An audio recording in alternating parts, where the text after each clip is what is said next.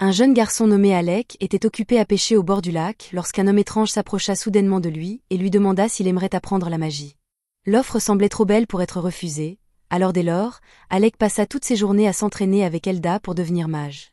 Un jour, Elda enseignait à Alec comment utiliser la magie du feu au cas où il aurait besoin de protéger quelqu'un, et c'était un peu plus compliqué que ce à quoi Alec était habitué, mais il finit par comprendre.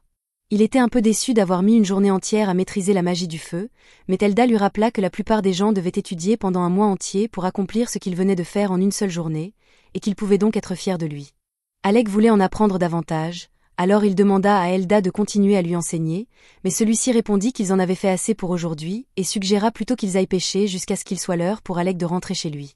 Alec finit par accepter de faire une pause, mais il n'en est pas ravi, car il veut apprendre la magie le plus rapidement possible.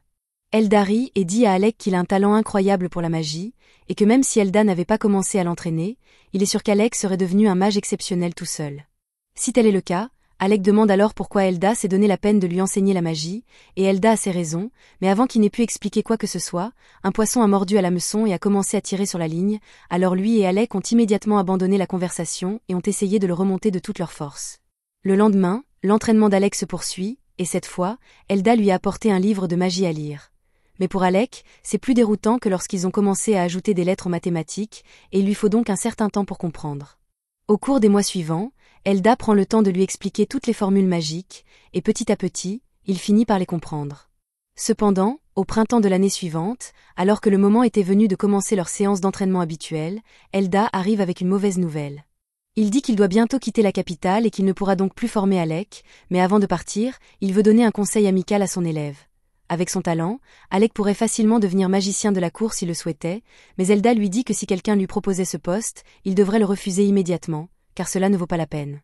Il se retourna alors pour partir, mais avant qu'il ne s'en aille, Alec avait une dernière question à lui poser. Pourquoi Elda avait-il choisi de lui enseigner la magie? Elda expliqua qu'il l'avait fait parce que la mère d'Alec lui avait rendu un immense service de son vivant, et qu'il voulait lui rendre l'appareil en s'occupant de son fils. Plusieurs années plus tard, Alec est désormais étudiant à l'Académie royale et vient de trouver un ancien annuaire de l'école. Il le feuillette et tombe sur la section consacrée à Elda. Comme prévu, Elda était le meilleur élève de sa promotion à l'époque et il est devenu magicien de la cour peu après, mais pour une raison quelconque, il a fini par être banni du royaume, ce qui explique probablement pourquoi il a été contraint de quitter Alec à l'époque. À ce moment-là, Alec décide que la meilleure chose à faire est de devenir magicien de la cour afin de changer l'opinion de la cour impériale et de pouvoir ainsi rembourser la gentillesse d'Elda, oubliant complètement que c'est exactement ce qu'Elda lui avait demandé de ne pas faire. Un peu plus tard, nous voyons Alec se faire bannir, tout comme Elda.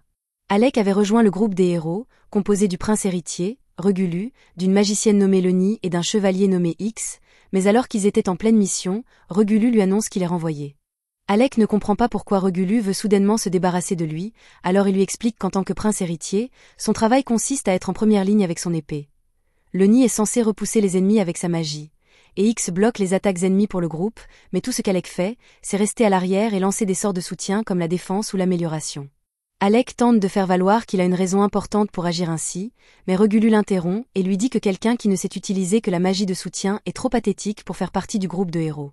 Gardez à l'esprit qu'Alec n'a jamais voulu rejoindre ce groupe stupide, mais après être devenu magicien de la cour, le prince lui a ordonné de le faire et il ne pouvait pas refuser un ordre royal.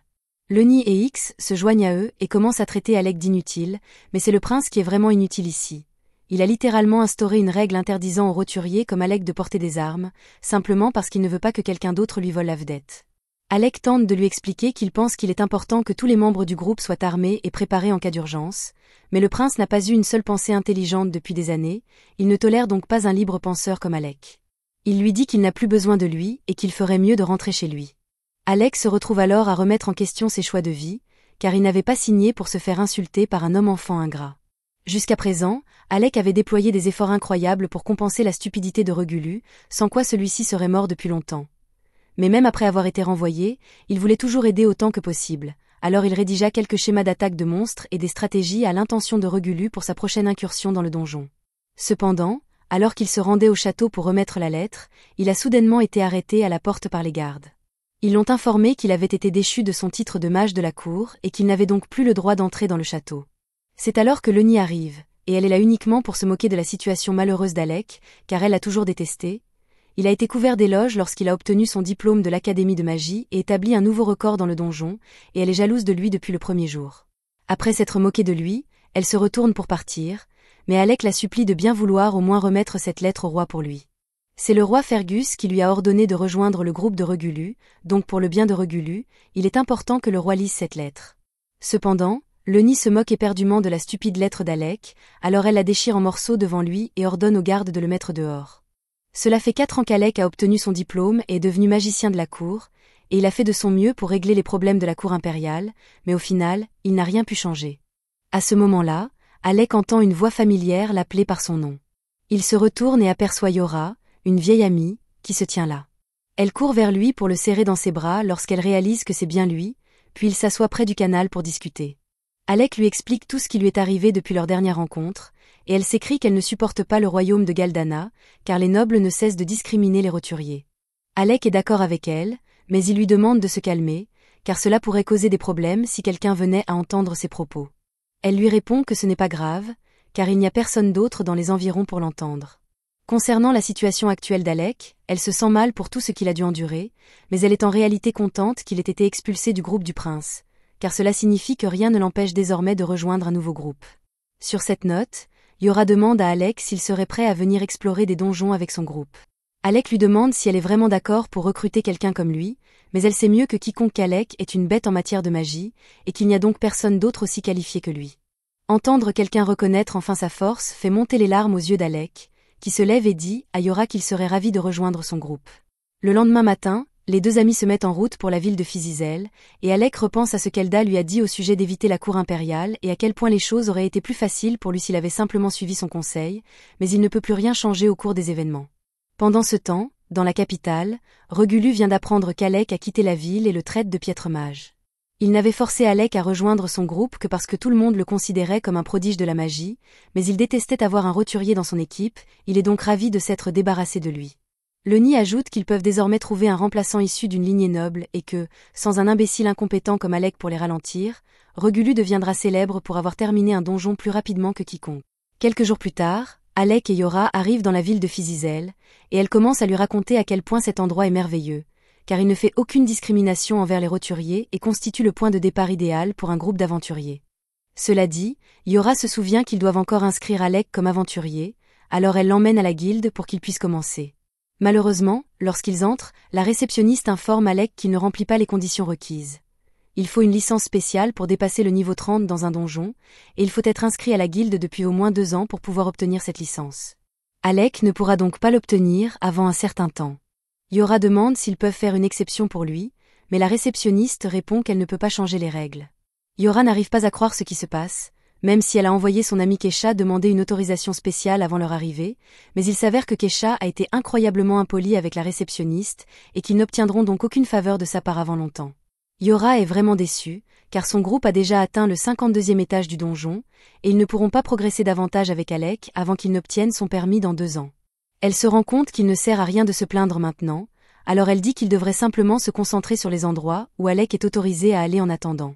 Il n'a pas besoin de laisser passer pour accéder aux zones au-dessus du niveau 30, ils ont donc encore beaucoup à explorer en tant que groupe, et elle veut qu'il profite de son séjour ici.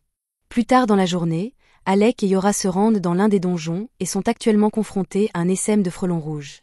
Yora lui lance un sort d'amélioration afin qu'il puisse éliminer quelques frelons, mais cela ne fait qu'une petite brèche dans leur rang. Elle ne comprend pas pourquoi les choses sont devenues si difficiles si rapidement, car le niveau 2 n'avait jamais été aussi difficile à franchir auparavant, mais Alec pense que quelque chose a dû arriver au nid de frelons, ce qui explique pourquoi ils sont tous dans un état de frénésie en ce moment. Yora érige un bouclier défensif et charge les sèmes, mais Alec lui conseille de rester en retrait, car il serait beaucoup plus sûr de maintenir leur position et d'éliminer les frelons un par un. Yora lui crie qu'il doit se souvenir de ce qu'il était avant de devenir magicien de la cour. À l'époque, un essaim de frelons comme celui-ci n'aurait pas fait le poids face à lui. Il réalise maintenant qu'il n'a plus besoin de se retenir pour éviter de blesser l'ego du prince, et qu'il est donc libre d'utiliser autant de magie qu'il le souhaite. Il cesse de se retenir et utilise une magie d'attaque pour brûler quelques frelons. Une fois qu'il a rejoint Yora, il utilise un sort de foudre à large portée pour carboniser les insectes restants. Cependant, alors que la bataille semblait terminée, un ver de terre géant émerge du sol et attrape Yora. Cette créature doit être la raison pour laquelle les frelons se comportaient de manière si étrange auparavant, et elle va certainement dévorer Yora s'il ne fait pas quelque chose rapidement. Il doit donc agir vite. Il a un plan en tête, mais pour s'assurer qu'il fonctionnera, il lui demande si sa magie défensive est toujours aussi puissante qu'à l'époque où ils étaient à l'académie. Elle lui répond en lui demandant si sa magie offensive est toujours aussi puissante que dans ses souvenirs. Ils ont tous deux confiance en leurs capacités respectives, alors Alec commence à lancer son sort de tornade de feu, engloutissant complètement le verre dans un torrent de flammes. Yora est également prise dans les flammes, mais Alec sait que ses boucliers sont plus que suffisants pour la protéger de flammes d'une telle intensité, il n'a donc pas à s'inquiéter.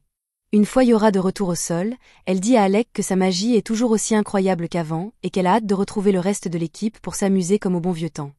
Avant d'obtenir son diplôme, Alec faisait partie d'une équipe légendaire d'étudiants, composée d'Ornest, le guerrier de génie, de Krasia, l'archer de génie, de Yora, le mage de soutien de génie, et d'Alec, le mage d'attaque de génie. Le jour de la remise des diplômes, ils venaient de battre le record absolu du donjon en terminant le 68e étage, ce qui leur avait valu les meilleures places au classement de l'académie. Mais alors qu'ils rentraient chez eux à pied et discutaient de leurs projets d'avenir, Alex s'est soudainement arrêté et a annoncé à ses amis qu'il avait en fait l'intention de devenir magicien de cour. Ses amis ont été déçus d'apprendre cela, en particulier Ornest, car si Alec les avait rejoints, ils auraient pu former le groupe d'aventuriers le plus puissant qui soit, mais il respecte la décision d'Alec car il sait qu'il doit avoir une bonne raison. Mais avant de se séparer, Yora fit clairement comprendre à Alec qu'elle n'avait pas renoncé à le recruter et qu'elle lui ferait une offre dès qu'il serait disponible. Cela nous ramène au présent, où Yora accueille officiellement Alec dans le groupe et pour fêter cela, lui offre un copieux dîner. Cependant, elle ne supporte pas très bien l'alcool, et après une chope de bière, elle devient agressive et peut à peine rester debout. Il ne faut pas longtemps avant qu'elle s'effondre sur sa chaise et s'endorme. Alec utilise alors sa magie pour la couvrir de sa veste afin qu'elle ne prenne pas froid. À ce moment-là, un homme apparaît soudainement derrière lui et dit qu'Alec est terriblement attentionné pour un aventurier. Alec pense qu'il s'agit simplement d'un ivrogne, il décide donc d'ignorer l'homme et se détourne, mais cela agace l'homme, qui balance sa bouteille sur Alec. Le verre se brise sous l'impact, mais Alec a utilisé un bouclier magique pour se protéger et s'apprête à riposter, quand soudain, l'homme l'appelle par son nom et lui dit qu'il est à la hauteur des rumeurs. Il glisse alors un laissez-passer pour le donjon sur la table d'Alec et lui dit qu'il peut considérer cela comme des excuses pour l'avoir testé de manière aussi grossière. Alec était en colère auparavant, mais maintenant, il est simplement confus car il n'a aucune idée de qui est cet homme.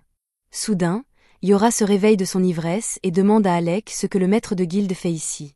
Alec est choqué d'apprendre que cet homme est vraiment le maître de guilde, et celui-ci dit qu'il aimerait voir ce dont l'ancien magicien de la cour est capable en personne, alors il demande à Alec de l'accompagner au centre d'entraînement. Peu de temps après, ils arrivent tous dans la salle d'évaluation, et le maître de guilde se présente officiellement sous le nom de Leviel Stance. Alec se souvient d'avoir entendu des histoires selon lesquelles Leviel faisait autrefois partie d'un groupe de rang S, il sait donc que le combattre ne sera pas une tâche facile, mais il est tout de même enthousiaste car il pense que c'est l'occasion idéale de perfectionner ses compétences avant de se lancer dans un donjon.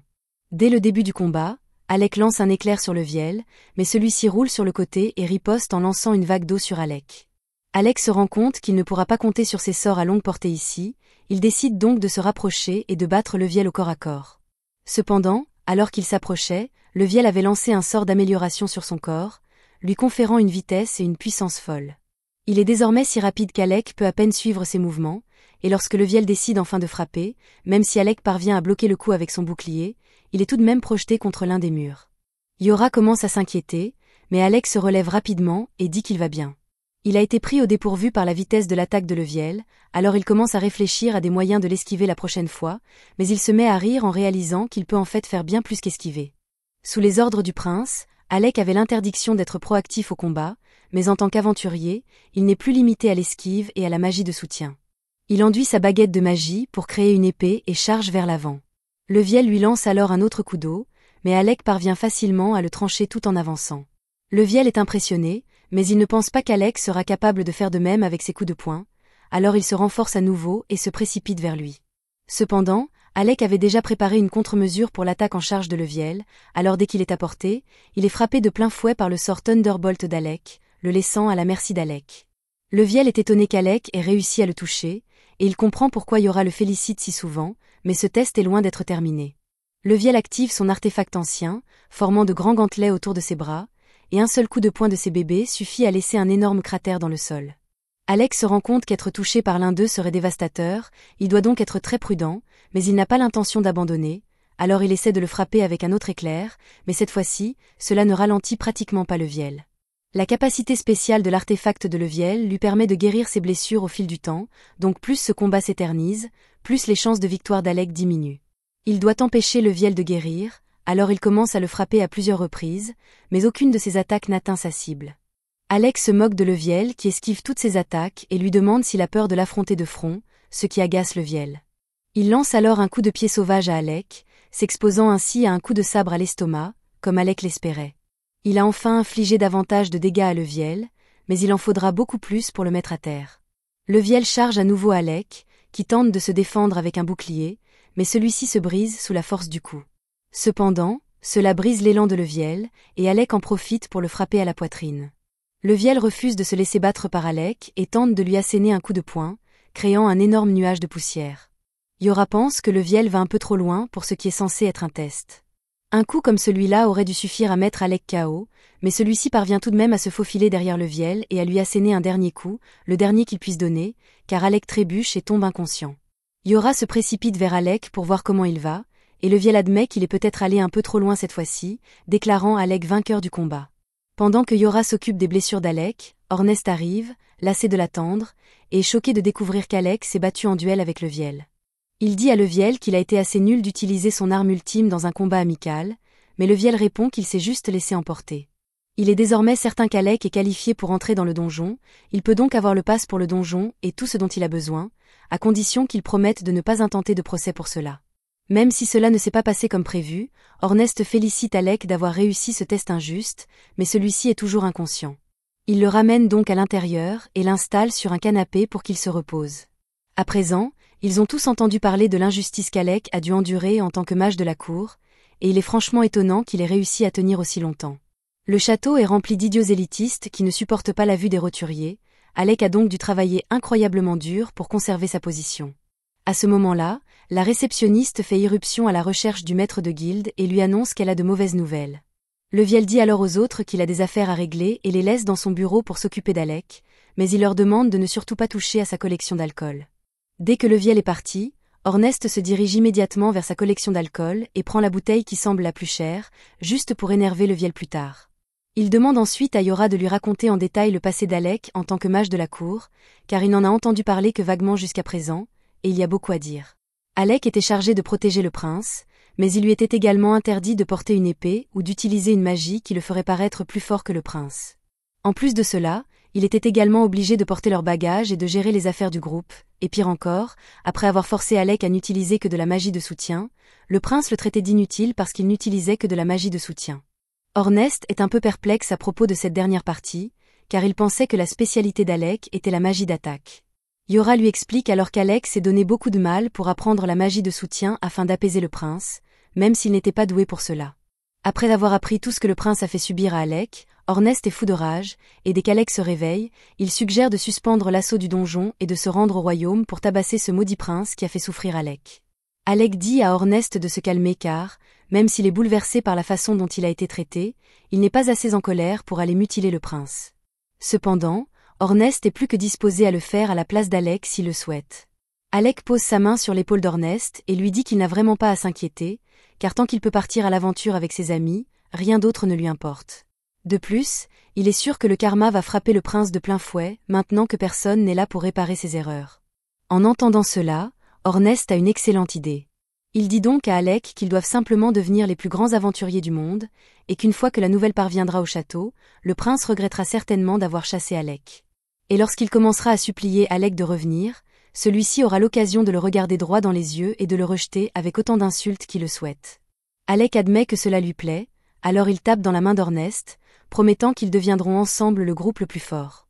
Pendant ce temps, dans l'autre pièce, une membre d'un groupe de rang S se fait panser tandis qu'elle raconte au maître de la guilde tout ce qui s'est passé pendant sa mission.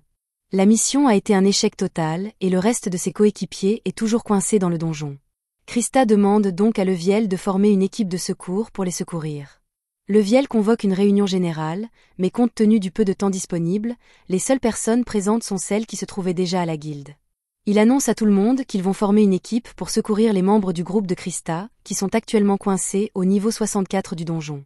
Tous les aventuriers échangent des regards inquiets, car ils savent tous à quel point cet étage est dangereux, mais pendant que la réunion se déroule, Alec est toujours assis seul dans le bureau du maître de guilde.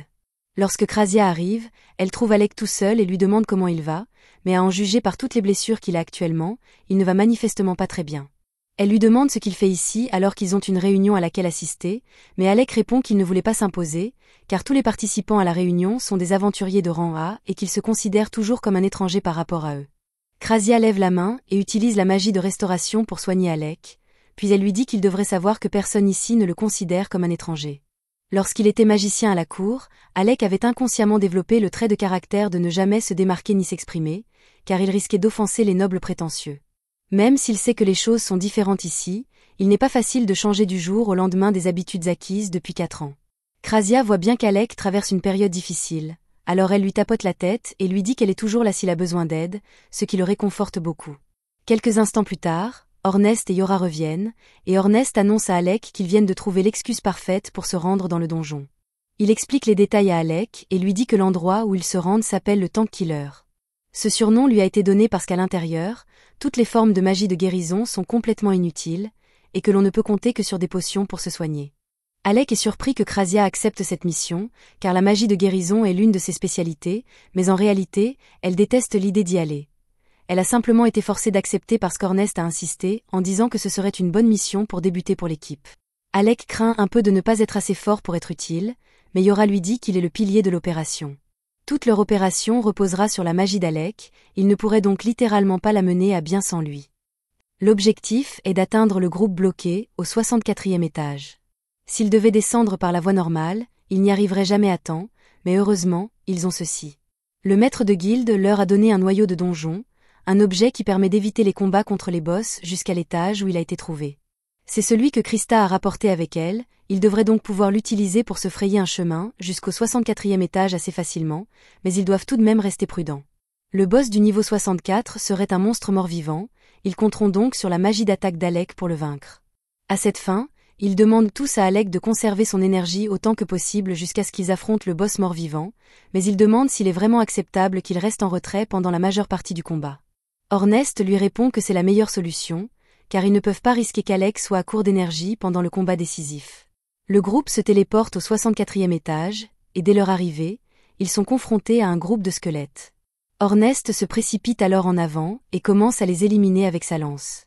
Yora demande à Ornest de l'attendre, car elle doit rester à proximité pour lui lancer un sort de défense, mais vu la tournure que prennent les événements, il n'en aura probablement pas besoin.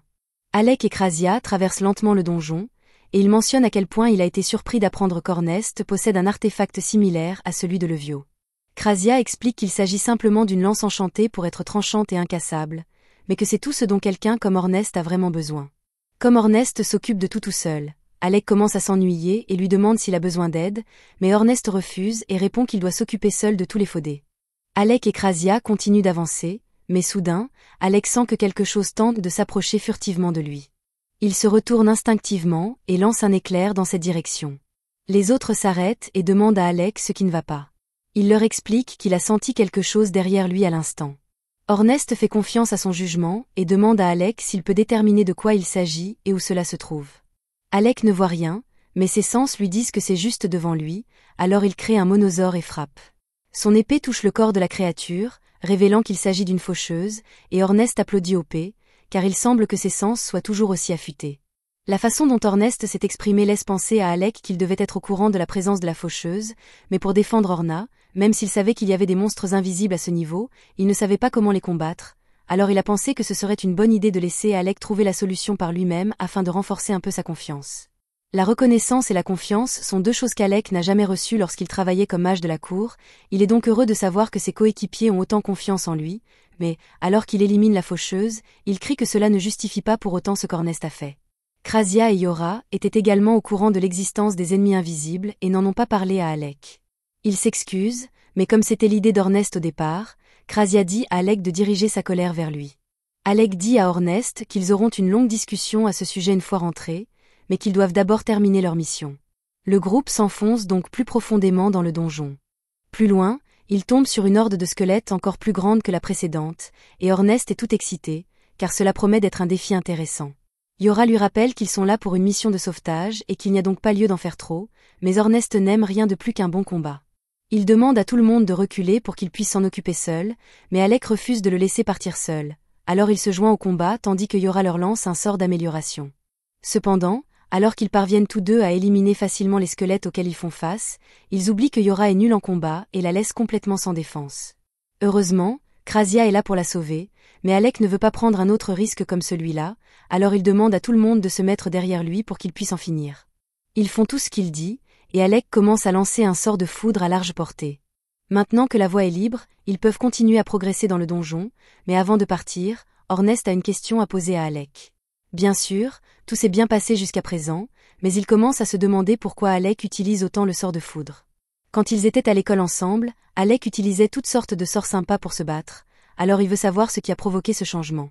Alec repense à toutes les fois où le prince s'est précipité imprudemment dans le donjon sans réfléchir, le laissant nettoyer ses dégâts, et à un moment donné, Alec a dû se rabattre sur l'utilisation de la foudre, car c'était le sort le plus rapide à activer. À ce moment-là, ils entendent tous un bruit terrifiant provenant des profondeurs du donjon, et Yora est certaine qu'il s'agit du boss de l'étage.